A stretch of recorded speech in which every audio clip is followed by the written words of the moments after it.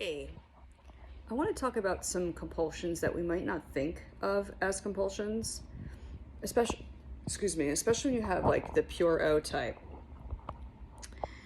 Actually engaging with the thought itself is a compulsion, and trying to find evidence for or against to support that theory in your head is getting more and more engaged in the thought itself.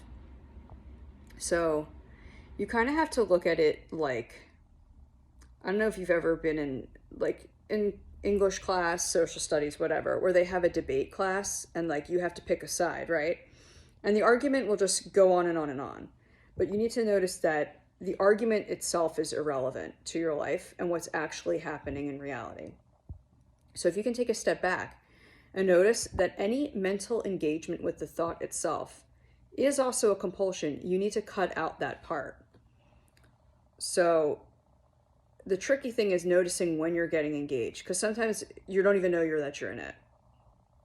So for me, it's like you kind of have to notice when the question arises.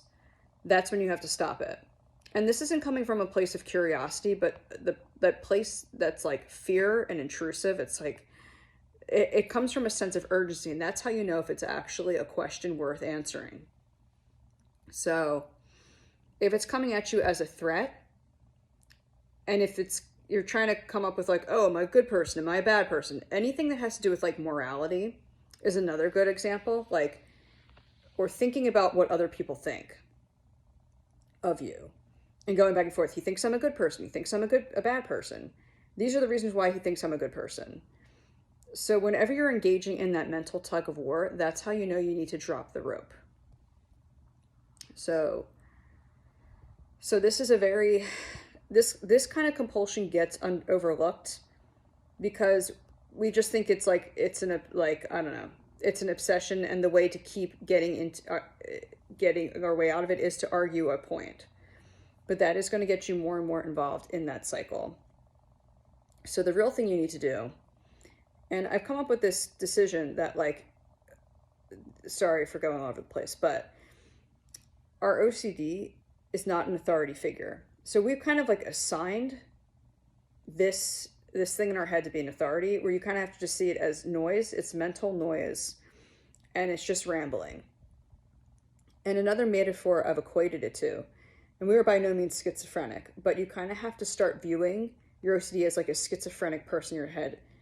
That, because like when you see a schizophrenic person, they're not in touch with reality at all. That's what your OCD is to you. It's a schizophrenic person in your head.